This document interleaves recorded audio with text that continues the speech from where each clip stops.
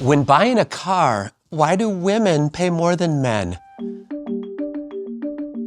Why do you pay more for an airline ticket the day before the flight than you pay 3 months before the flight?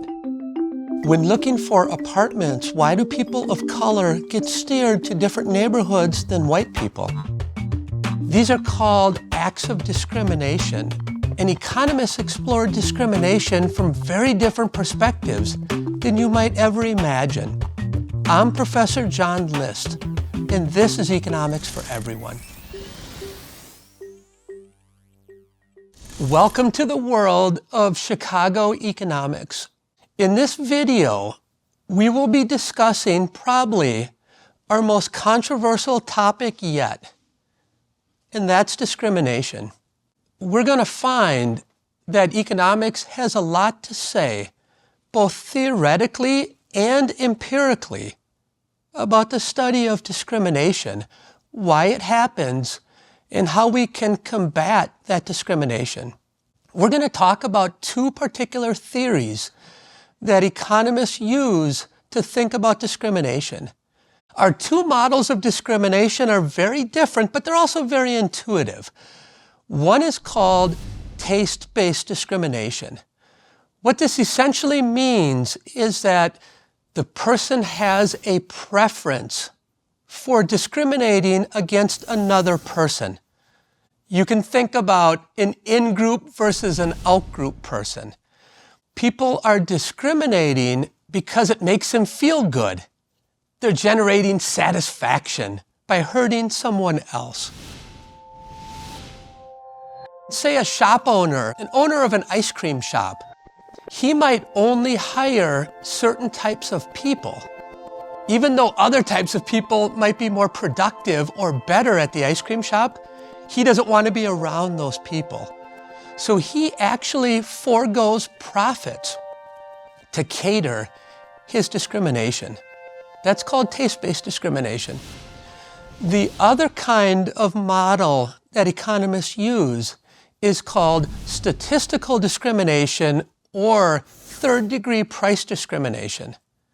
Now, I want you to think about third-degree price discrimination as follows. He doesn't really care about hurting or helping groups of people, or whether you are in or the out group.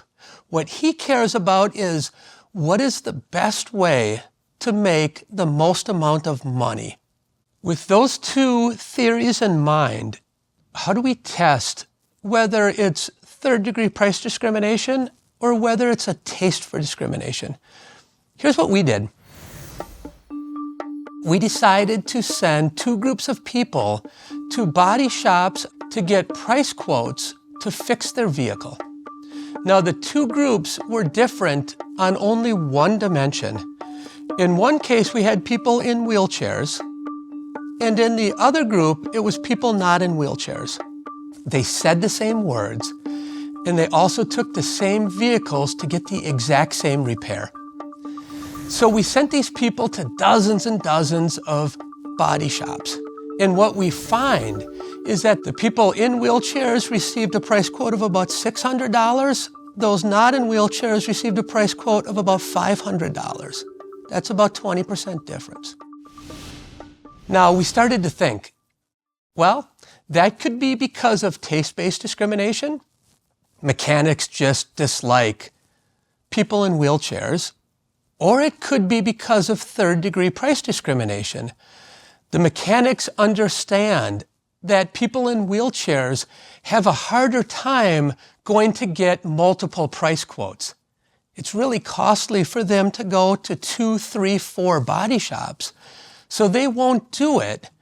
And using and leveraging that information, the body shop can charge them a higher price.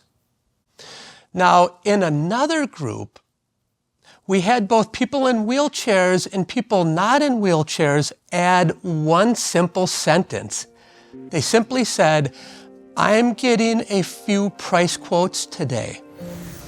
In this group, the people in wheelchairs and the people not in wheelchairs receive an almost identical average price quote. There is now no discrimination in this market. that initial discrimination that we were observing, that is third-degree price discrimination. That is body shop mechanics trying to do the best they can. They're optimizing to make as much money as they possibly can. Why do teenage boys pay more for car insurance than teenage girls? Do car insurance providers just hate teenage boys and want to hurt them? Or is there something that underlies that difference in price? Well, as it turns out, teenage boys are much more aggressive drivers. They drive faster. They get in more accidents. They turn out to be a higher risk than teenage girls. Car insurance companies take that into account, and when they're trying to maximize their profits, they have to recognize those differences between boys and girls. What about the labor market cases? Remember I said that the data suggests that women and minorities earn less money than white men in most jobs. Here there's sort of a mixture. There's some evidence that there is a taste for discrimination amongst some employers. They just outright have animus against certain types of people.